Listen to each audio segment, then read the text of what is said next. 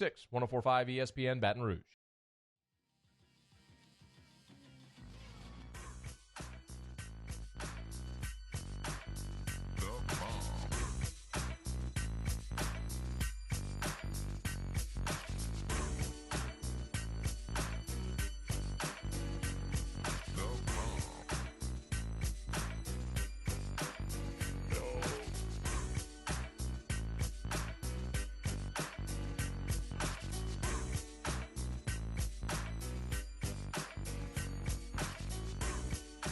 Off the Bench with Kalana and T-Bob. ESPN Baton Rouge, New Orleans, Alexandria.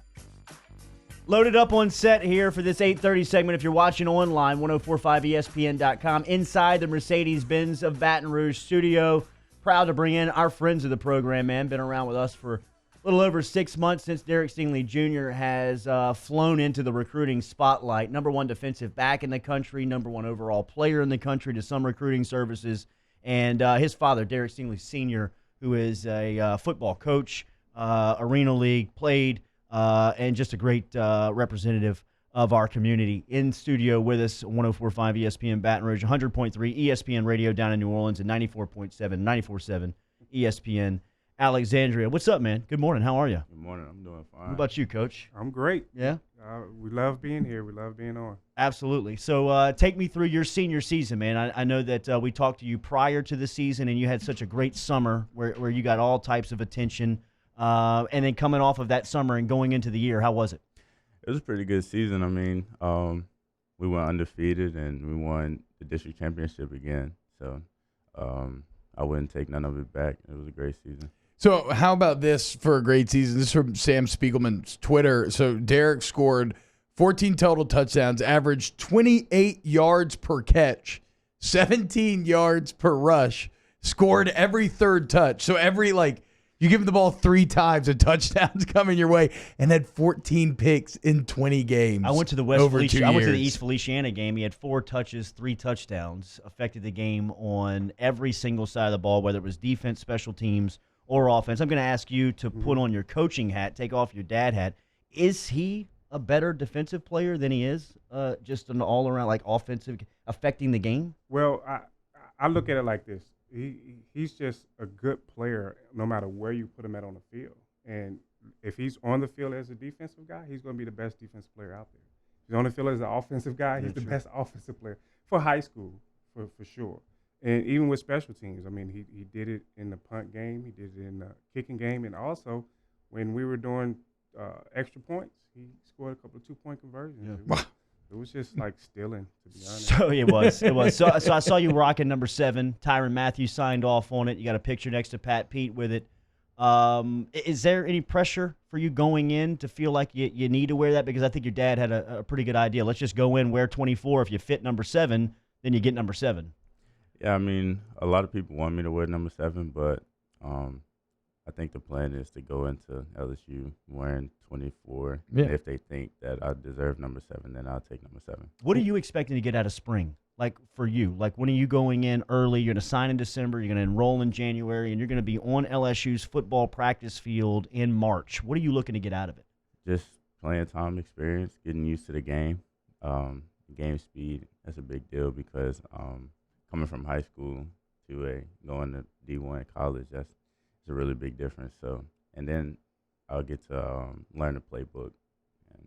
And I mean, look, when you talk about because obviously, Derek, you're one of those rare guys where you are so talented that it's like, you're kind of expecting to play immediately, right? And that first semester, what he's talking about there, getting in a semester early, gives you such an advantage over your counterparts for all the reasons he just named. You get acclimated to that college life, both on and off the field, which I think is important and kind of overlooked a lot of times. Wait, so dude, what was it like getting to meet Pat P? What did he say to you?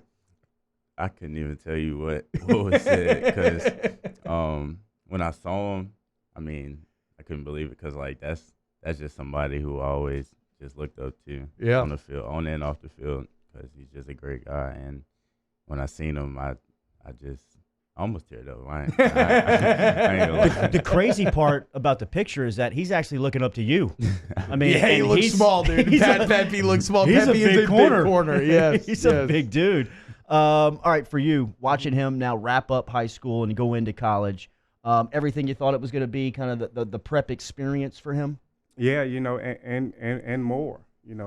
I knew from him being as a kid that he had an exceptional skill set, and I knew that whatever high school that we chose, that he would probably be a difference maker.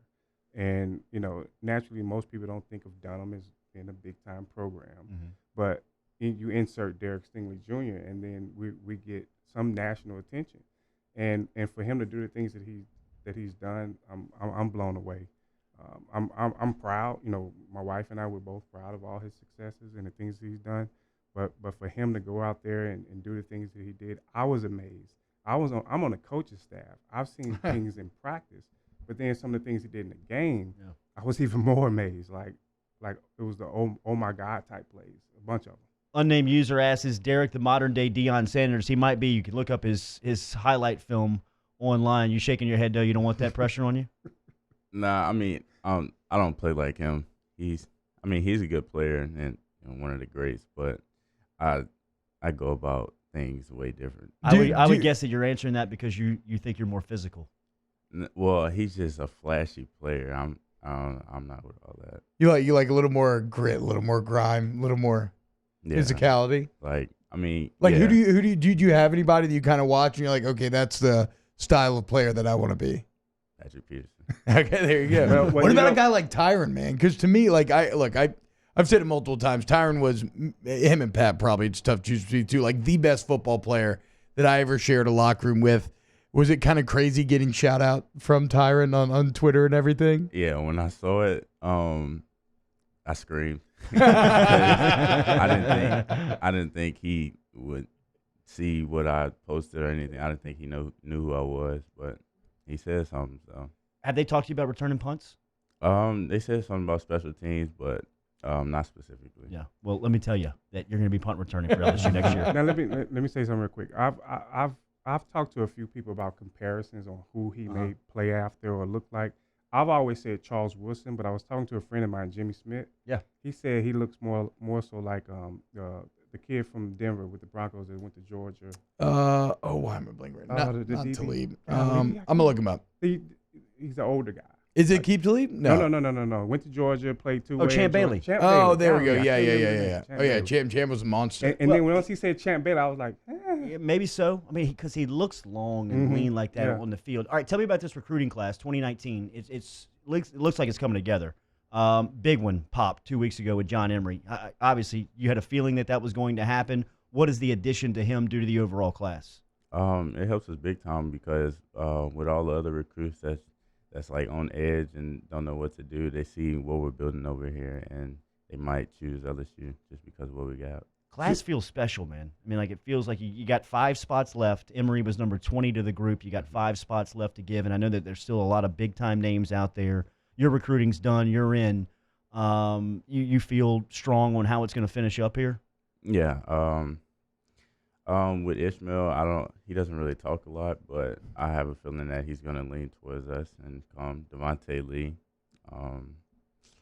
Tua is a big one. Well, Talia. Yeah. It's a big one, but we're still working on him.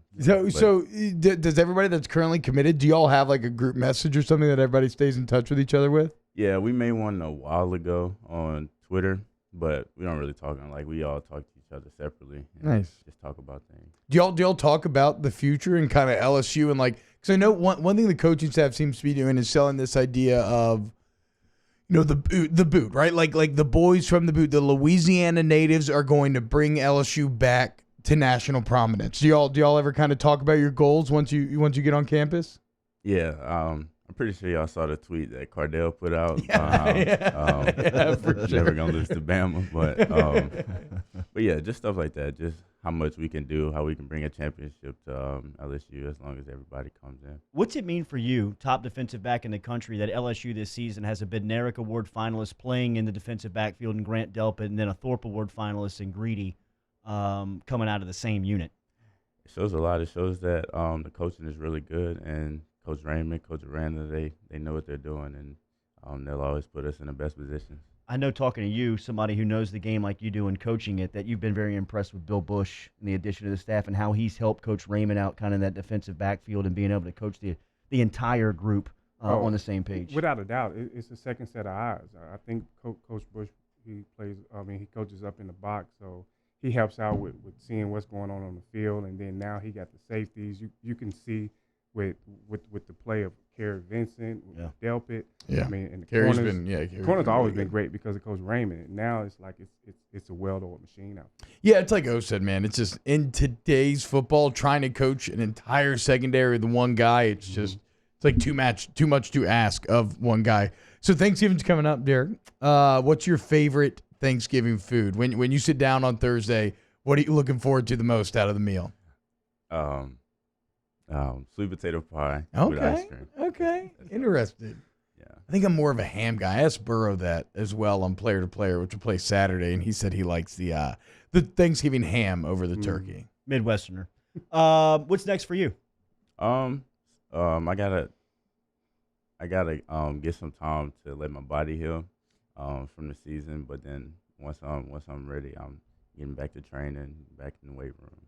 So early enrollee means early graduation here, everything closing up academic standpoint. I mean, from that standpoint, you have just a couple of weeks left of school. Yeah, I think his last final may be like December 18th. Wow. And then he's done, and then from there he goes. He's in the All-American game out there in San Antonio. That was cool to see all the LSU guys kind of band together and choose that All-American. Was that a conscious decision between y'all? Well, we all talked. Everybody who was committed to the Under Armour game, we kind of pulled them over to the All-American game. So, but yeah, it would be pretty cool for all of us to play together before we get to LSU. Been awesome to watch this happen, man, in front of our face to a local kid who deserves it, somebody who put in the hard work and really kind of humbled by everything that's coming your way. It's going to be fun to watch you at the next level. I know LSU's ready for you to get to campus as fast as possible. He will be a spring signee or spring enrollee for LSU. He'll be an early graduate of the Dunham High School, where he just finished up an illustrious high school career where he's been playing on that varsity squad since 8th grade. He comes out of high school as the number one defensive back. Some say he's the number one player in the country. He'll soon be on LSU's campus, a Baton Rouge native. Appreciate you stopping by this morning. Happy Thanksgiving to you and Coach. Same to you. Yeah, happy Thanksgiving, y'all. Derek Stingley Jr. and his father, Derek Stingley Sr., wrapping up here on Off the Bench. We'll be back and close out hour number 2. Off the Bench with Kalana and T-Bob. T-Bob Hebert here, and I'm with Chris Pixley, the owner of Rejuvenate Medical, your hormone replacement therapy specialist. Look, in Baton Rouge, you all already know him, but Chris, there's some exciting times right now.